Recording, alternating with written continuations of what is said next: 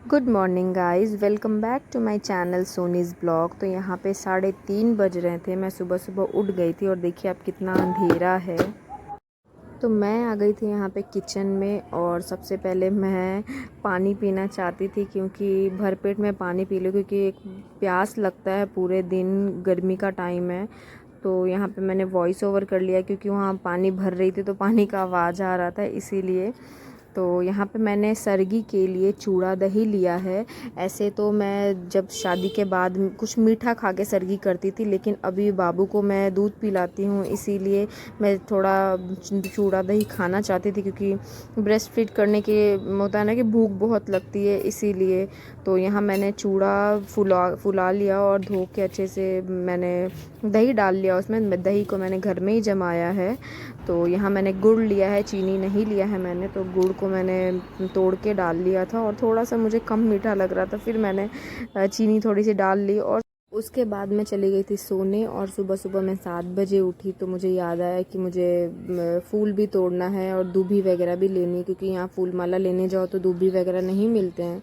तो यहाँ मैं आ गई हूँ घर के पास जो बागान है उसमें। उसमें मुझे 2-3 अच्छे अच्छे फूल मिल गए जो शिव जी पे चढ़ाए जाते हैं, इसीलिए मैंने मेरे घर के पास जो मार्ट है उसमें आई थी फूल तोड़ने के लिए। लगभग मुझे बहुत सारे फूल मिल गए हैं और पहले आती तो बहुत ज़्यादा मिलता मुझे, मतलब पहले टूट चुके हैं, जो फूल होता है वो सब टूट गए, लेकिन इतने सारे फूल मुझे मिल गए। और दूबी भी ले लिया है, आम का पत्ता भी ले लिया है, और जो फूल मुझे कम है वो मैं बाज़ार से ले आऊँगी। तो अब मैं जा रही हूँ घर। धूप भी हो गया इतना सारे। और बेलपत्र नहीं मिला है मुझे, आज तोड़ना नहीं चाहिए सोमवार को बेलपत्र, इसलिए नहीं तोड़ा। तो मार्केट से मंगा लूँगी और कुछ फूल मंगाऊंगी मार्केट से। और चलिए मिलते हैं थोड़ी देर में घर, और मैं अब जा रही हूँ घर। Hi guys, welcome back to my channel Soni's blog. तो आज है, जैसे कि आप लोग को पता है कि तीज है और मेरा फास्टिंग है आज। और अभी बज रहे हैं 9, आई थिंक 9:30 बजने वाले हैं। हस्बैंड ऑफिस चले गए, मैंने मना किया था लेकिन ज़रूरी काम था, वरना वो नहीं जाते। तो मुझे अभियान को संभालना है आज पूरे दिन। और 1-2 सामान है जो मुझे लाने हैं आज बाज़ार से, अभियान को लेकर जाऊँगी साथ में। पता नहीं कैसे मैनेज करूँगी, अभी से ही थकावट लग रही है। और अभी मैं सोच रही हूँ कि घर के सारे काम मेड आके कंप्लीट कर दिए हैं, साफ़ सफाई हो चुके हैं, बस मुझे नहाना है। अभियान को खाना खिला के नहला दूँगी मैं, इसको भी फ्रेश करके सुला दूँगी। और मेरा हाथ देखिए, मेहंदी, ये रही मेरी मेहंदी। और यहाँ पे जो आप देख रहे हैं नहीं लगाया मैंने, अभियान की वजह से नहीं लगाया मैंने। इसको पता चल रहा है कि इसकी बुराई कर रही हूँ मैं, तो इसकी वजह से मैंने नहीं लगाया मेहंदी, क्योंकि ये बहुत रो रहा था मेहंदी लगाते समय। इसलिए मैंने यहाँ पे छोड़ दिया कि मैं सोची रात को लगा लूँगी, लेकिन रात को भी मुझे टाइम नहीं मिला और मुझे नींद आ गई थी, इसलिए मैं नहीं लगाई मेहंदी। यहाँ पे जो कॉर्नर पे नुआ भरते हैं ना, ये इसमें नहीं लगाई। तो अभी मैं सोच रही हूँ वो लगा लूँगी इसको सुलाने के बाद, और जो भी काम है पहले कंप्लीट कर लूँगी। ब्रेकफास्ट बना के हस्बैंड को खिला दिया था, वो चले गए हैं, और मैं तो खाना नहीं बनाऊँगी, अभियान को मैं सेरेलैक्स खिलाऊँगी। तो ये सब ही है बस। और आप लोग से शेयर करते आज का तीज का ब्लॉग। तो चलिए वीडियो में बने रहिएगा। तो यहाँ मैं अभियान को सुला रही हूँ क्योंकि वो थोड़े देर में ही उठ गया था, मैंने उसको पहले सुलाया था, तो इस वजह से। और मैं काम कर रही थी तो मुझे बहुत दिक्कत होती, फिर मैं इसको सुलाने लग गई कि सुला कर ही काम करूँगी। हाय गाइस, तो मैं नहा चुकी हूँ और अभी 12 बज चुके हैं। बहुत लेट हो गया अभियान के वजह से, क्योंकि अभियान को मैं सुलाई थी और वो वापस उठ गया था जब मैं नहाने गई, कपड़े वगैरह धो रही थी तब। तो धोते धोते ही जैसे कपड़े धो रही थी वो उठ गया सोकर, इस वजह से, और सो ही नहीं रहा था। बहुत परेशानी हुई, अब जाके वो सोया और मैं नहा ली हूँ, फ्रेश हो गई और रेडी हो गई हूँ। अब मैं जा रही हूँ मंदिर में। मंदिर मैंने साफ़ कर लिया था पहले ही, बट थोड़ी सी क्लीनिंग अभी फिर से कर लूँगी मैं। और जो सामान लाई थी पूजा वगैरह के, वो सब मैं अच्छे से अरेंज करके और फिर रख दूँगी मंदिर में, सारे थाल वगैरह में, थाली में, जिससे मुझे इजीली पूजा करने में इजी हो। तो अभी मैं जा रही हूँ नीचे, मंदिर की सफाई कर लेती हूँ फिर से, और सारे सामग्री वगैरह अरेंज करती हूँ और पूजा भी कर लेती हूँ अभी। और शाम को तीज की पूजा करेंगे। तो चलिए मिलते हैं थोड़ी देर में आप लोगों से। तो मैं नहाकर मैं आ गई थी पूजा करने के लिए। तो यहाँ मैं सबसे पहले सारे जो बर्तन है पूजा के लिए मैंने निकाले हैं, ये सबको मैं धो लूँगी। और ये सब मैंने अच्छे से पीताम्बरी से धोकर और धोने के बाद पोंछ दिया है सूखे कपड़े से, कि पानी का दाग हो जाता है ना बर्तनों में, इसीलिए। तो पोंछ के मैं आ गई हूँ यहाँ पे मंदिर में। सारे सामान जितने भी भगवान जी है उनको अच्छे से सेट कर रही हूँ, क्योंकि मुझे ये जो चौकी है भगवान जी का, उस पर मुझे पूजा करना है शिव जी और पार्वती जी की। और गणेश जी की।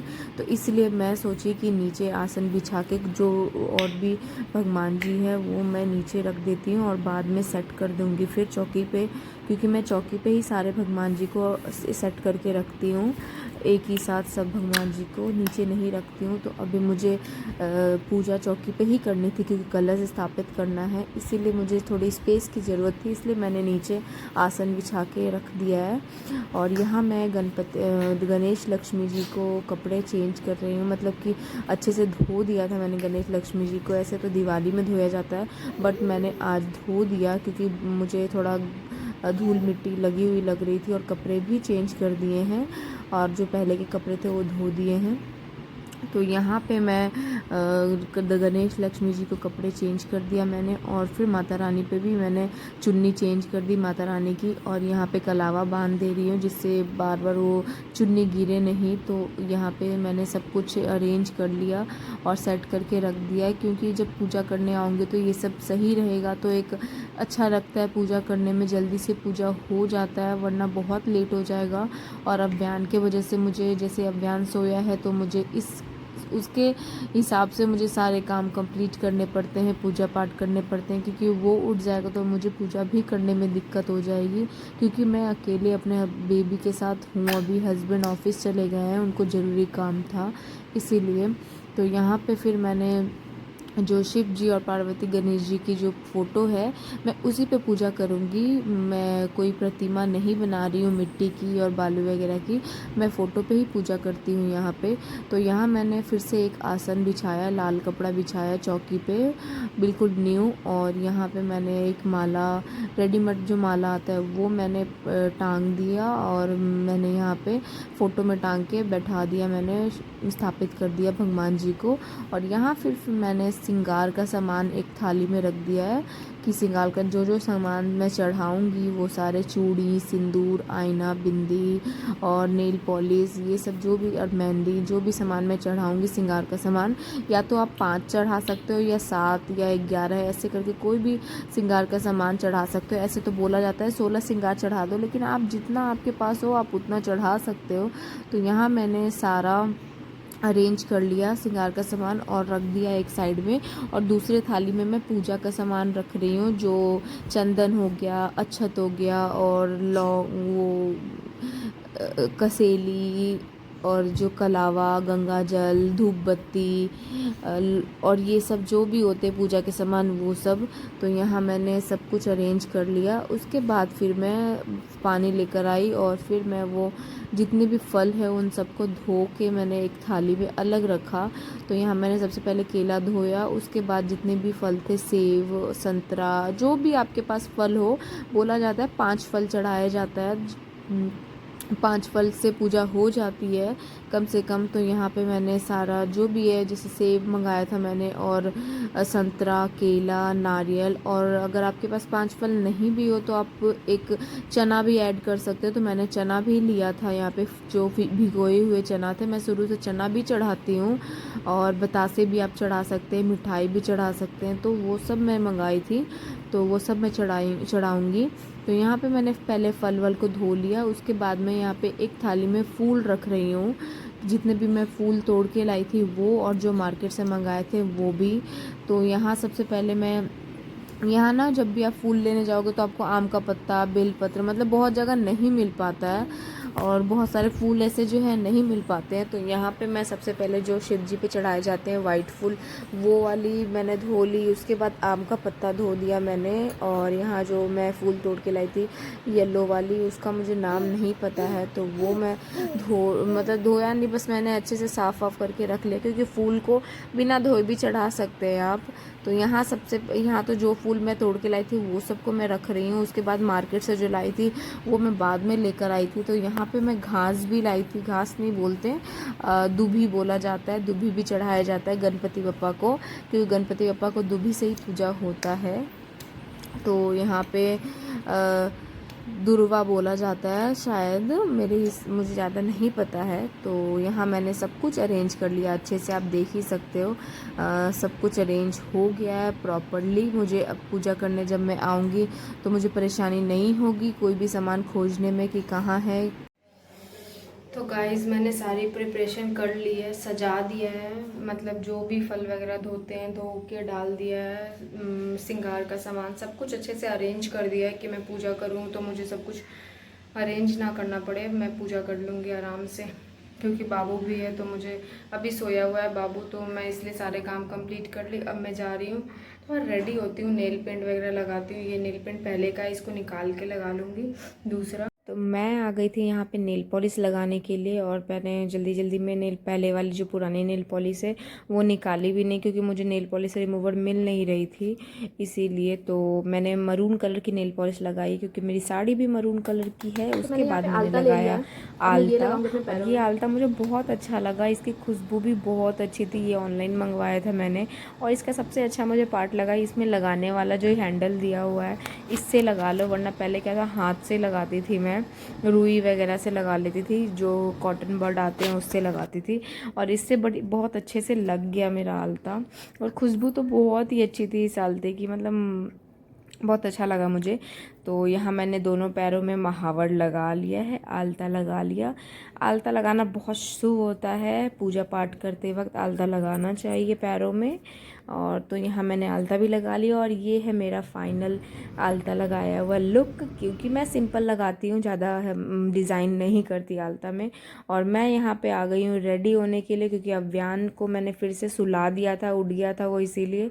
और मैं जल्दी जल्दी से साड़ी पहन ली, और मैं सोची कि उसके उठने से पहले मेकअप कर लूँगी। और मेकअप करते करते अव्यान उठ गया था, लेकिन मेरा मेकअप फाइनली हो गया था तब वो उठा था। तो देखिए मेरा फाइनल लुक कैसा है। मुझे तो बहुत अच्छा लगा, सिंपल एंड सोबर। और मेरे हस्बैंड भी आ चुके थे उसी समय, तो अव्यान को मैंने दे दिया उनको कि आप संभालो, मैं पूजा करने जा रही हूँ।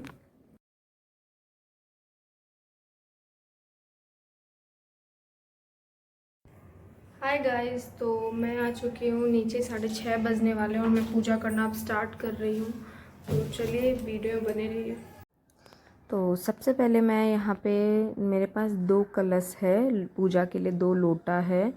तो पहले एक लोटे में मैं तो कलश स्थापित करूँगी, और दूसरे लोटे में मैंने पानी रख लिया है। दोनों लोटे में मैंने पानी भर लिया था, और दोनों में मैं थोड़ा थोड़ा गंगा जल मिलाई हूँ, जो मार्केट में मिलता है वो, क्योंकि यहाँ तो जल्दी गंगा जल मतलब गंगा जी है नहीं जो आप भर के रख लोगे, तो मार्केट से जो मिलता है गंगा जल वही मैं थोड़ी थोड़ी मिला लेती हूँ पानी में। तो वो फिर अपने ऊपर मैंने छीट लिया, और मतलब शुद्ध कर लिया अपने आप को, पूरे मंदिर में भी छीट दिया।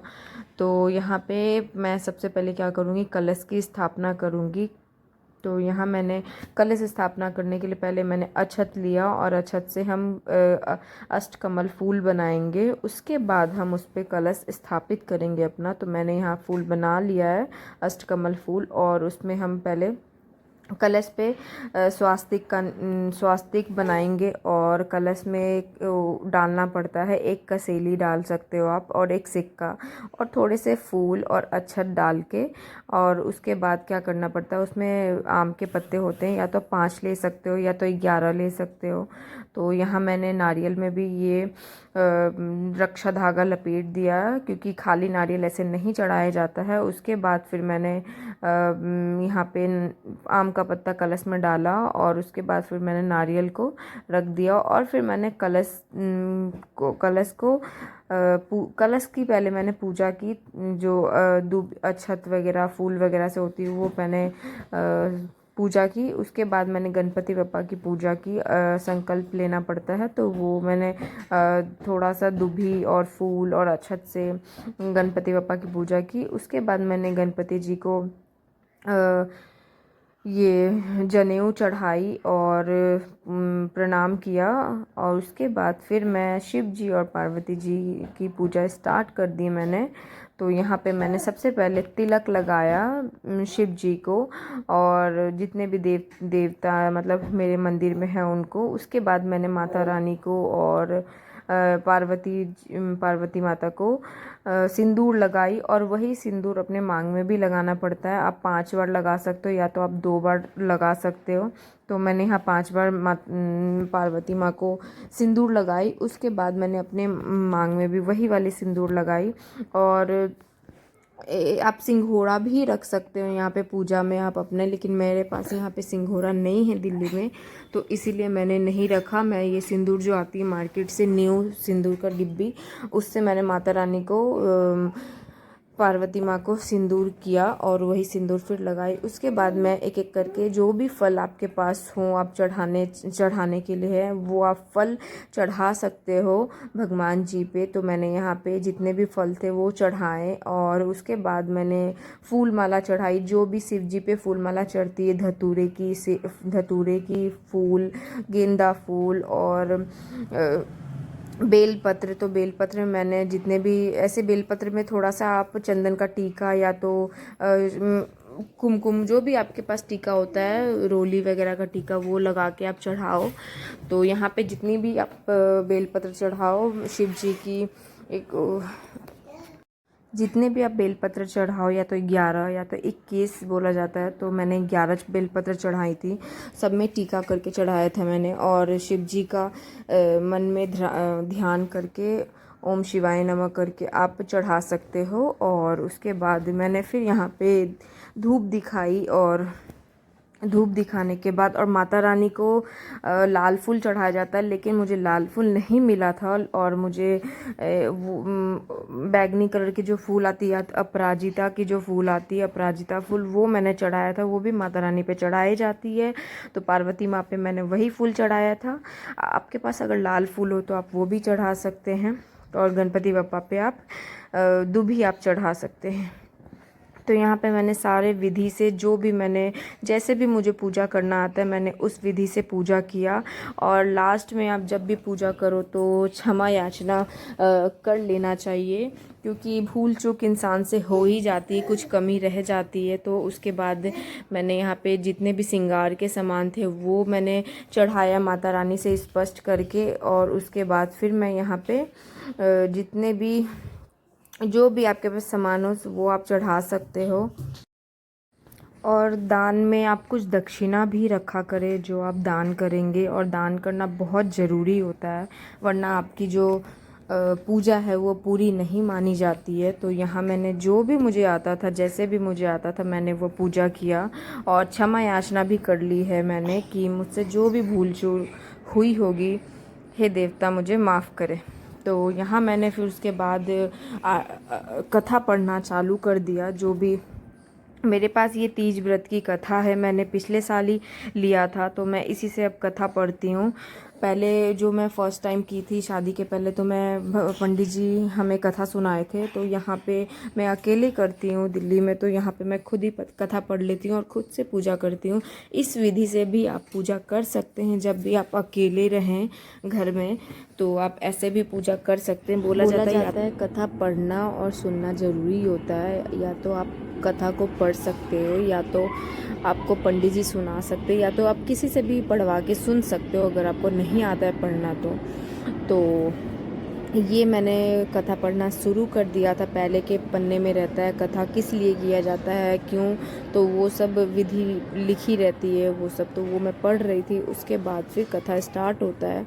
तो यहाँ आप जैसे मैंने किया है उससे भी आपको आइडिया मिल सकता है कथा मतलब पूजा करने का। और अपने तरीक़ा से भी आप लोग मतलब पूजा करना खुद के तरीके से कभी गलत नहीं होता है। जैसे जिसको पूजा करना आता है वो सही ही होता है। ज़रूरी नहीं है कि पूजा करने के लिए बहुत सारा सामान चाहिए, बहुत सारे फल चाहिए, मिठाइयाँ चाहिए। जी नहीं, जिसके पास कम भी होता है वो भी पूजा करते हैं, बस सच्चे मन से पूजा होनी चाहिए। और भगवान जी ये नहीं बोलते हैं कि मेरे लिए आप बहुत महंगे से महंगे सामान दो, फल दो या चढ़ावा चढ़ाओ, ऐसा नहीं है। जिसकी जितनी हैसियत होती है और जितना जितना मन से चढ़ाए बस वही अच्छा होता है। तो बस यहाँ पे मैंने अपने हिसाब से जितना मुझसे हुआ मैंने वो पूजा किया, उस तरीके से पूजा किया। तो आप लोग को वीडियो कैसा लगता है मेरा वो ज़रूर बताइएगा। तो चलिए वीडियो में बने रहिए। शंकर जी बोले पार्वती शंकर जी बोले आर्यवत में हिमालय नामक एक महान पर्वत है, जहाँ अनेक प्रकार की भूमि अनेक प्रकार के वृक्षों से सुशोभित है, जो सदैव बर्फ से ढका हुआ तथा गंगा की कलकल ध्वनि से शब्दायान रहता है। हे पार्वती जी, तुमने बाल्यकाल में उसी स्थान पर परम तप किया था और 12 वर्ष तक के महीने में जल में रहकर तथा वैशाख मास में अग्नि में प्रवेश करके तप किया। सावन के महीने में 12 बाहर खुले में निवास कर अन्न त्याग कर तप करती रही। तुम्हारे उस कष्ट को देखकर तुम्हारे पिता को बड़ी चिंता हुई। वे चिंतातुर होकर सोचने लगे कि मैं इस कन्या की किससे शादी करूं। इस अवसर पर देव योग से ब्रह्मा जी के पुत्र नारद जी वहां आए। देवर्षि नारद ने तुम शैलपुत्री को देखा। तुम्हारे पिता हिमालय ने देवर्षि को अर्धपाच आसन देकर सम्मान सहित बिठाया और कहा, हे मुनीश्वर, आपने यहाँ तक आने का कष्ट कैसे किया? कहिए, क्या आज्ञा है? नारद जी बोले, हे गिरजाराज, मैं विष्णु भगवान का भेजा हुआ यहाँ आया हूँ। तुम मेरी बात सुनो। आप अपनी कन्या को उत्तम वर को दान करें। ब्रह्मा, इंद्र, शिव आदि देवताओं में विष्णु भगवान के समान कोई भी उत्तम नहीं है, इसलिए मेरे मत से आप अपनी कन्या का दान भगवान विष्णु को ही दें। हिमालय बोले, यदि भगवान वासुदेव स्वयं ही कन्या को ग्रहण करना चाहते हैं और इस कार्य के लिए ही आपका आगमन हुआ है तो वह मेरे लिए गौरव की बात है। मैं अवश्य उन्हें ही दूंगा। हिमालय का यह आश्वासन सुनते ही देवर्षि नारद जी आकाश से अंतर्धान हो गए और शंख चक्र गदा पद्म एवं पीताम्बरधारी भगवान विष्णु के पास पहुंचे। नारद जी ने हाथ जोड़कर भगवान विष्णु से कहा, हे प्रभु, आपका विवाह निश्चय हो गया है, कार्य निश्चय हो गया। इधर हिमालय ने पार्वती जी से प्रसन्नता पूर्वक कहा, हे पुत्री, मैंने तुमको गरुड़ ध्वज भगवान विष्णु को अर्पित कर दिया है। पिता के इन वाक्यों को सुनते ही पार्वती जी अपनी सहेली के घर गई और पृथ्वी पर गिरकर अत्यंत दुखित होकर विलाप करने लगी। उनको विलाप करते हुए देखकर सखी बोली, हे देवी, तुम किस कारण से दुखी पाती हो? मुझे बताओ, मैं अवश्य ही तुम्हारी इच्छा पूर्वक पूर्ण करूंगी। पार्वती बोली, हे सखी सुन, मेरी जो मन में अभिलाषा है सुनाती हूँ। मैं श्री महादेव जी को वरण करना चाहती हूँ। मेरे इस कार्य को पिताजी ने बिगाड़ना चाहा, इसलिए मैं निसंदेह इस शरीर को त्याग करूंगी। पार्वती के इन वचनों को सुनकर सखी ने कहा, हे देवी, जिस वन को तुम्हारे पिताजी ने न देखा हो तुम वहां चली जाओ। तब हे देवी पार्वती, तुम अपनी सखी का यह वचन सुन ऐसे ही वन को चली गई और पिता हिमालय ने तुमको घर पर न पाकर सोचा कि मेरी पुत्री को कोई देव दानव अथवा किन्नर हरण करके ले गया है। मैंने नारद जी को वचन दिया था कि मैं पुत्री का गरुड़ ध्वज भगवान के साथ वरण करूंगा। हाय, अब यह कैसे पूरा होगा? ऐसा सोचकर वे बहुत चिंतातुर हो मूर्छित हो गए। तब सब लोग हाहाकार करते हुए दौड़े और मूर्छा दूर होने पर गिरिराज से बोले कि हमें आप अपनी मूर्छा का कारण बताओ। हिमालय बोले, मेरे दुख का कारण यह है कि मेरी रत्न रूपी कन्या को कोई हरण करके ले गया या सर्प डस गया या किसी सिंह या बाघ ने मार डाला। वह न जाने कहाँ चली गई या उसे राक्षस ने मार डाला है। इस प्रकार कहकर गिरजाराज दुखित होकर ऐसे कांपने लगे कि तीव्र वायु के चलने पर कोई वृक्ष कांपता है। तत्पश्चात हे पार्वती, तुम्हें गिरजाराज सखियों सहित घने जंगल में ढूंढने निकले। सिंह, बाघ, रिछ आदि हिंसक जंतुओं के कारण वन महाभयानक प्रतीत होता है। तुम भी सखी के साथ भयंकर जंगल में घूमती हुई वन में एक नदी के तट पर एक गुफा में पहुंची। उस गुफा में तुम अपनी सखी के साथ प्रवेश कर गई, जहां तुम अन्न जल त्याग करके बालू का लिंग बनाकर मेरी आराधना करती रही। उस समय पर भद्र पक्ष मास की हस्त नक्षत्र युक्त तृतीया के दिन तुमने मेरा विधि धारण से पूजन किया तथा रात्रि को गीत गायन करते हुए जागरण किया। तुम्हारे उस महाव्रत के प्रभाव में से मेरा आसन डोलने लगा। मैं उसी स्थान पर आ गया जहां तुम और तुम्हारी सखी दोनों थी। मैंने आकर तुमसे कहा, हे वरानरे, मैं तुमसे प्रसन्न हूँ, तू मुझसे वरदान मांग। तब तुमने कहा कि हे देव, यदि आप मुझसे प्रसन्न है तो आप महादेव जी ही मेरे पति हों। मैं तथास्तु ऐसा कहकर कैलाश पर्वत को चला गया और तुमने प्रभात होते ही मेरी उस बालू की प्रतिमा को नदी में विसर्जित कर दिया। हे शुभो, तुमने वहां अपनी सखी सहित व्रत का पारण किया। इतने में तुम्हारे पिता हिमालय भी तुम्हें ढूंढते ढूंढते उसी घने वन में आ पहुंचे। उस समय उन्होंने नदी के तट पर दो कन्याओं को देखा तो वे तुम्हारे पास आ गए और तुम्हें हृदय से लगाकर रोने लगे और बोले, बेटी, तुम इस सिंह व्यथित युक्त घने जंगल में क्यों चली आई? तुमने कहा, हे पिता, मैंने पहले ही अपना शरीर शंकर जी को समर्पित कर दिया था, किंतु आपने इसके विपरीत कार्य किया, इसलिए मैं वन में चली आई। ऐसा सुनकर हिमवान ने तुमसे कहा कि मैं तुम्हारी इच्छा के विरुद्ध यह कार्य नहीं करूंगा। तब वे तुम्हें लेकर घर को आए और तुम्हारा विवाह मेरे साथ कर दिया। हे प्रिय, उसी व्रत के प्रभाव से तुमको मेरा अर्धासन प्राप्त है। इस व्रत राज को मैंने भी अभी तक किसी के सम्मुख वर्ण नहीं किया है। हे देवी, अब मैं तुम्हें यह बताता हूँ कि इस व्रत का यह नाम क्यों पड़ा। तुमको सखी हरण करके ले गई, इसलिए हरतालिका नाम पड़ा। पार्वती जी बोली, हे स्वामी, आपने इस व्रत राज का नाम तो बता दिया, किंतु मुझे इसकी विधि एवं फल भी बताइए कि इसके करने से किस फल की प्राप्ति होती है। तब भगवान शंकर जी बोले, इस स्त्री जाति के युक्तम व्रत की विधि सुनिए। सौभाग्य की इच्छा रखने वाली स्त्रियां इस व्रत को विधि पूर्वक करें। केले के खंभों के मंडप बनाकर उसे वंदनवारों से सुशोभित करे, उससे विधिवत रंगों के उत्तम रेशमी वस्त्र की चांदनी ऊपर तान दे, चंदन आदि सुगंधित द्रव्यों को लेपन करके स्त्रियां एकत्र हों, शंख भेरी मृदंग आदि बजाएं, विधि पूर्वक मंगलाचार करके श्री गौरी शंकर की बालू निर्मित प्रतिमा स्थापित करे। फिर भगवान शिव पार्वती जी का गंध रूप पुष्प आदि से विधि पूर्वक पूजन करें, अनेकों नवेदों का भोग लगाएं और रात्रि को जागरण करें। नारियल, सुपारी, जामुरी, नींबू, लौंग, अनार, नारंगी आदि ऋतु फलों तथा फूलों को एकत्रित करके धूप दीप आदि से पूजन करें। कहें, हे कल्याण स्वरूप शिव, हे मंगल रूप शिव, हे मंगल रूप महेश्वरी, हे शिवे, सब कामनाओं को देने वाली देवी, कल्याण रूप तुम्हें नमस्कार है। कल्याण स्वरूप माता पार्वती, हम तुम्हें नमस्कार करते हैं। भगवान शंकर जी को सदैव नमस्कार करते हैं। हे ब्रह्म रूपिणी, जगत का पालन करने वाली माँ, आपको नमस्कार करते हैं। हे सिंह वाहिनी, मैं संसारिक भय से व्याकुल हूँ, तुम मेरी रक्षा करो। हे महेश्वरी, मैंने इसी अभिलाषा से आपका पूजन किया है। हे पार्वती माता, आप मेरे ऊपर प्रसन्न होकर मुझे सुख और सौभाग्य प्रदान कीजिए। इस प्रकार के शब्दों द्वारा उमा सहित शंकर जी का पूजन करें। विधि पूर्वक कथा सुनकर गौ वस्त्र आभूषण आदि ब्राह्मणों को दान करें। इस प्रकार की व्रत करने वाले के सब पाप नष्ट हो जाते हैं।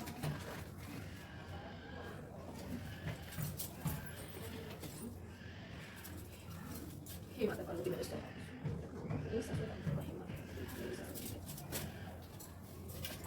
तो यहाँ मैंने कथा पढ़ ली थी और भगवान जी को मैंने प्रणाम भी कर लिया था। उसके बाद मैंने तैयारी कर ली यहाँ पे आरती करने की। तो सबसे पहले मैं आरती के थाली में स्वास्तिक बना रही हूँ और थोड़े से फूल छीट रही हूँ, उसमें फूल डालूँगी और थोड़े से अक्षत और कुछ आपके पास सिक्के हों वो भी आप चढ़ा सकती हैं, रख सकते हैं उसमें। तो यहाँ मैंने डाल दिया। उसके बाद मैं कपूर से आरती करूँगी और जो भी आपको आरती आता है वो आप आरती गा सकते हैं। शिव जी की आरती और गणपति बप्पा की आरती और दुर्गा माँ की आरती, तीनों आरती आप गा सकते हैं। तो मैंने यहाँ पे आरती की तैयारी कर ली थी और उसके बाद मैंने हस्बैंड को बुला लिया था कि आरती में आ जाइए आरती में। तो मैंने आरती की वीडियो नहीं बनाई, फ़ोन को मैंने हटा दिया था स्टैंड से और तो आप लोग के साथ में ये वीडियो शेयर कर रही हूँ, लेकिन आरती की वीडियो नहीं है। आप लोग आरती तो समझ ही सकते हैं, सब कोई आरती अपने हिसाब से जो भी आरती जिसको आती है वो गा के करते हैं। आप आरती के बाद हुमाद भी कर सकते हैं, हुमाद भी किया जाता है, लेकिन करने वाले करते हैं, लेकिन मैं आरती ही करती हूँ सिर्फ। हेलो गाइस, तो मैंने कर लिया है पूजा हो गया है। अब देखिए पूजा हो गया, मैंने कथा पढ़ लिया है। अब मैं जा रही हूँ, थोड़ा सा बाबू को खाना खिलाती हूँ। मिलते हैं थोड़ी देर में आप लोगों से। और मैं कैसी लग रही हूँ कमेंट में ज़रूर बताइएगा। हाय गाइस, तो पूजा हो गई है, अब बयान को भी खिला दिया मैंने। 9 बज चुके हैं, अब मैं थोड़ा रेस्ट करूँगी। अब बयान लेकिन परेशान कर रहा है, देखती हूँ अगर ये सो जाएगा तो मैं इसे सुला देती हूँ, क्योंकि ये बहुत परेशान कर रहा है और गला भी सूख रहा है और ये मुझे बहुत परेशान कर रहा है। माफ़ी काट लेगा सोनम, मत जाओ उसके पास।